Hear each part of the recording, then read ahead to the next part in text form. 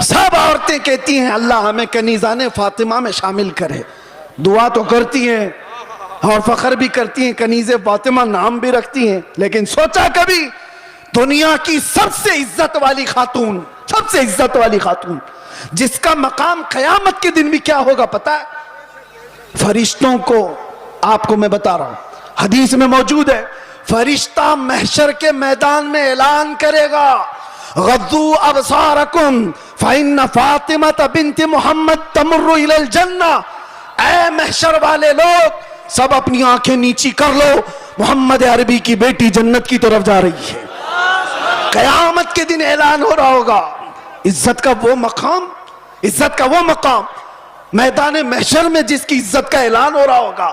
لیکن میں خواتین سے کہتا ہوں دنیا کی سب سے عزت والی خاتون کے سر پر ہمیشہ دوپٹہ رہا، اور تم سمجھتی ہو عزت کھلے بن میں ہے، فیشن کرنے میں، فیشن وہ ہے ہی نہیں، ہم اس کو فیشن نہیں سمجھتے، وہ جانوروں والی زندگی ہے جو عورتوں کو ننگا کر کے ہوس کے پجاریوں کے سامنے لا کر کھڑا کیا جاتا ہے۔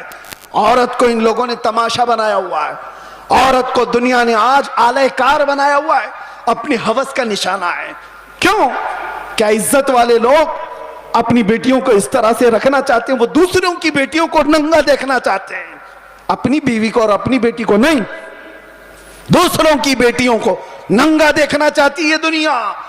اسی لیے میرے عزیزو دنیا کے پروپیگنڈے پر نہ جاؤ، عزت تمہیں میرے مصطفیٰ کے قدموں میں ملے گی۔ اور صحابہ کرام نے یہ نقطہ محسوس کیا تھا، اس لیے کبھی انہوں نے دنیا کیا کر رہی ہے، دنیا کیسے چل رہی ہے اس کی طرف دیکھا ہی نہیں۔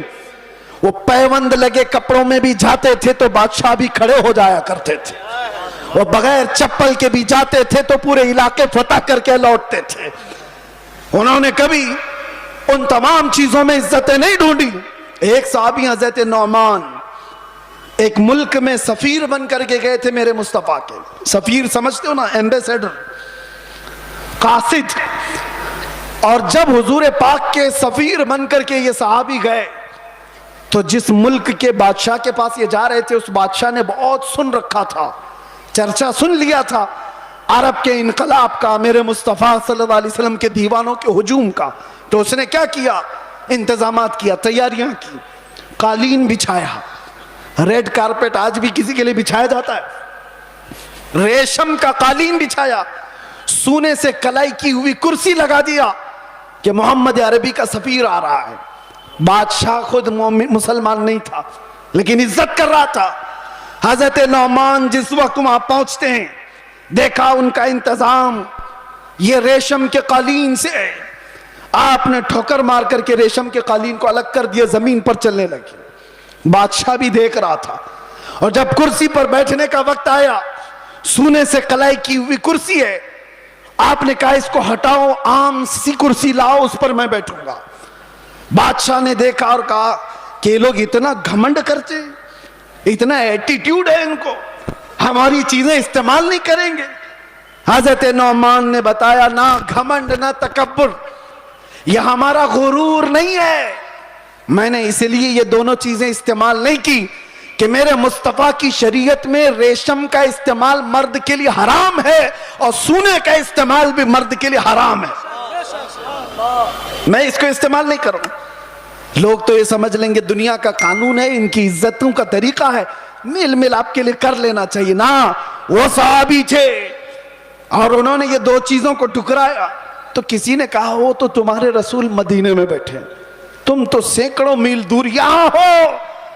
اس صحابی نے گرج کر کہا تھا مسلمان صرف مدینے میں مسلمان نہیں ہوتا، دنیا کے ہر چپے میں رہے اپنے مصطفیٰ کا وفادار ہوتا ہے۔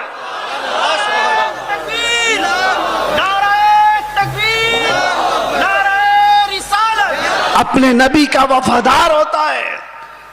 ان صحابہ نے عزتیں اپنے نبی کی نسبت میں ڈھونڈی تھی۔ آج لوگ یہ سمجھتے ہیں کہ دنیا کی چکا چوند میں رنگ جانے میں عزت مل جائے گی، کچھ نہیں ملنے والا ہے۔ زندگیاں گزر جائیں گی، لوگوں کے ٹھوکروں پر ہی جیتے رہ جاؤ گے، لوگ اچھالتے رہ جائیں گے۔ ہاں، نبی پاک صلی اللہ تعالی علیہ وسلم سے وفاداری اور ان کی محبت میں جو عزت ہے، میں کہتا ہوں چند تکلیفیں تو آ سکتی ہیں لیکن قلب کا جو سکون ہے وہ دنیا کی جھولیوں میں کبھی نہیں ملے گا۔ الحمدللہ ہم نے یہ چیز محسوس بھی کیا ہے۔ دنیا جس طرح بھی تکلیف دینے کی بات کرتی ہو، لیکن مصطفیٰ کریم کی یاد ہمیں سکون بخش دیتی ہے، ان کی یادیں ہمیں دل کی طمانینت عطا کر دیتی ہیں۔ آ جاؤ اے میرے سنی مسلمانوں، اعلیٰ حضرت کی اس بات پر ہم جمع ہو جاتے ہیں جس میں انہوں نے کہا تھا آج لے ان کی پناہ، آج مدد مانگ ان سے، کل نہ مانیں گے قیامت میں اگر الحمد میں دنیا سے مسلمان گیا۔ سارے ٹینشن، سارے ڈپریشن کا ایک ہی علاج ہے، کس کو راضی کرو گے؟ ایک کو راضی کرو گے، دوسرا ناراض۔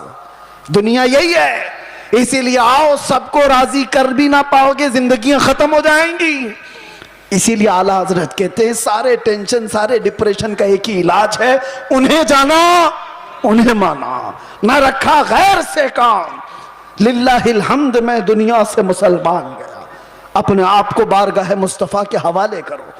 بمصطفیٰ برساں خیش کے دی ہما اوست، گرب اون رسیدی تمام بول حبیست۔ یہ اقبال کہتا ہے اپنے آپ کو نبی کے قدموں تک پہنچا دے، اسی کا نام دین ہے، اور اگر تو وہاں تک نہیں پہنچا تو زندگی ابو لہب کی طرح ہے، زندگی ابو لہب کی طرح ہے۔ اے نوجوانوں، نبی پاک صلی اللہ تعالی علیہ وسلم سے وفاداری کا مطلب کیا ہے؟ وفاداری کس کو کہتے ہیں؟ ابھی میں کہوں گا تو نعرے زور سے لگاؤ گے یہ وفاداری ہے، اور پھر ایک ڈنڈا پڑے تو سارے بھاگ جائیں یہ وفاداری ہے۔ وفاداری یہ نہیں، وفاداری طوفانوں میں بھی کھڑے رہے، آندھیوں میں بھی کھڑے رہے، اور شریعت مصطفیٰ کو آنچ آنے نہ دے، شریعت مصطفیٰ پر اپنے عمل کے ذریعے سے اس کو مضبوطی عطا کرے، یہ وفاداری ہے۔ مثال کے طور پر میں اگر کسی کو کوئی چیز دے کر کے جاتا ہوں، ایک کپڑا ہی صحیح، محبت کا تقاضا تو یہ ہے کہ لوگ اس کو سنبھال کر رکھیں گے، صحیح بات ہے۔ میں اگر اپنا امامہ کسی کو دے دوں، 4 لوگوں کو، اور میں کہوں کہ اس کو سنبھالو، تمہاری اگر محبت ہے تو اس چیز کو سنبھال کر رکھو گے۔ لیکن وقت ایسا آیا کہ ساری جگہوں پر بولتے تو گھوم رہے ہمارے پاس یہ ہے، ہمارے پاس امامہ ہے، ہمارے پاس کپڑا ہے، لیکن پوچھا گیا ہے کہاں؟ پتا چلا کسی گٹر میں رکھا ہوا ہے، کسی کیچڑ میں ہے، کسی مٹی میں ہے، کہیں پڑا ہوا ہے۔ بس زبانوں پر ہے کہ ہمارے پاس ہے، بلا تشبیہ بلا تمثیل۔ دین مصطفیٰ کے ساتھ ہم نے یہی کیا ہوا ہے، فخر تو کرتے ہیں کہ ہم مسلمان ہیں، اسلام ہمارے پاس ہے۔ کہاں ہے وہ اسلام؟ نہ عورتوں پہ نظر آ رہا ہے، نہ بچیوں پہ نظر آ رہا ہے، نہ شادیوں میں نظر آ رہا ہے، وہ اسلام ہے کہاں؟ زبانوں پر۔ وفاداری اس کو نہیں کہتے، وفاداری یہ ہے کہ تمہارے جسم پر اسلام نظر آئے، تمہارے عمل میں اسلام نظر آئے، تمہارے اخلاق میں اسلام نظر آئے، تمہارے بول چال میں، تمہارے طریقہ کار میں اسلام نظر آئے۔ مسجدوں میں کیوں نہیں نظر آتا؟ فجر میں کیوں غائب ہو سارے کے سارے؟ اسلام کہاں ہے؟ میرے عزیزو، نعرہ لگانا یہ دنیا کا سب سے آسان کام ہے، یہ شہادت گہے الفت میں ہے قدم رکھنا، لوگ آسان سمجھتے ہیں مسلمان ہونا۔ اور اسی لیے میرے آقا صلی اللہ علیہ وسلم نے ایک صحابی سے فرمایا تھا، ہم تو چھوڑو، ہم تو بہت نکمے لوگ ہیں، بہت دور کے ہیں، وہ صحابہ تھے جو دنیا کے سب سے اچھے لوگ تھے۔ ایک صحابی نے آ کر کے حضور سے اتنا کہا تھا، واللہ انی لا احبک یا رسول اللہ، قسم خدا کی اے اللہ کے رسول میں آپ سے بہت محبت کرتا ہوں۔ حضور نے کیا فرمایا جانتے ہو؟ انظر ماذا تقول، سوچ کے بول کیا کہہ رہا ہے۔ ہم تو آسانی سے کہتے نا یا رسول اللہ آپ سے ہم پیار کرتے ہیں، محبت کرتے۔ صحابی نے جب یہ کہا تھا، حضور فرماتے ہیں سوچ کے بول کیا کہہ رہا ہے۔ انہوں نے دوسری بار کہا، قسم خدا کی یا رسول اللہ میں بہت محبت کرتا ہوں۔ حضور نے پھر کہا سوچ سمجھ کر کے بول۔ تیسری بار انہوں نے کہا قسم خدا کی یا رسول اللہ میں آپ سے محبت کرتا ہوں۔ تب میرے آقا نے فرمایا اگر تو اپنی بات میں سچا ہے تو پھر انتظار کر، مصیبتیں ایسے آئیں گی جیسے پہاڑ سے پانی گرتا ہے، اتنی تیز آئیں گی مصیبتیں، اس کے لیے تیار رہ جا۔ تو یہ صحابی کو حضور نے فرمایا ہے جب ہم بارگاہ مصطفیٰ میں اپنی محبت کا اظہار کرتے ہیں تو دنیا نوچ کھانے کے لیے دوڑتی ہے، یہ سارے جو معاملات ہمارے ساتھ ہوتے ہیں یوں ہی نہیں ہوتے. مصلحت کی باتیں کرو کوئی ہم سے نہیں پوچھے گا. آپ یہ ولولہ انگیز باتیں جذبات کی باتیں نہ کرو کوئی نہیں پوچھے گا. تبلیغی جماعت کو تو اسرائیل میں بھی انٹری ہے, ان کے لیے کوئی خطرہ نہیں ہے, کچھ نہیں. ہاں حضور پاک کی محبت میں سیریس کوئی نظر آتا ہے تو دنیا اس کو کہتی ہے ڈینجرس پرسن, ڈینجرس, بہت زیادہ خطرناک. حضور سے محبت کرنے والے پر یہ دنیا کے سارے سوشل سائٹس, فیس بک, انسٹا, یہ سب بینڈ لگا دیتے ہیں. یہ ساری ویڈیوز نہیں آنا چاہیے اس کی. حضور کی محبت کی بات کرتا ہے اور سیریس کرتا ہے. پتہ یہ چلا میرے عزیزو اصل ایمان یہی ہے جس سے دنیا کو خوف ہے. لیکن آپ کو میں یہ کہتا ہوں نبی پاک صلی اللہ تعالیٰ علیہ وسلم کی اس محبت کا اظہار کرنے کے بعد آپ پر چاہے جتنی بھی مصیبتیں آئیں, جمے رہو گے, ڈٹے رہو گے, تو رب فرماتا ہے تتنزل علیہم الملائکہ, تم پر اللہ کے فرشتے اتارے جائیں گے. وہ یہ کہتے ہوئے آئیں گے لا تخافوا ولا تحزنوا, گھبراؤ مت, ڈرو مت, ان قریب اللہ نے جس جنت کا وعدہ کیا ہے وہ جنت تمہارے انتظار میں. ڈرو مت, گھبراؤ مت.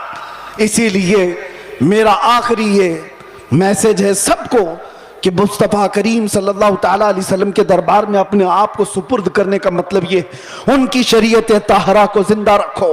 حالات اتنے پیچیدہ ہوتے چلے جا رہے ہیں, دنیا کی سب کی نظریں تمہاری طرف ہے, تمہارے اخلاق کی طرف, تمہارے کردار کی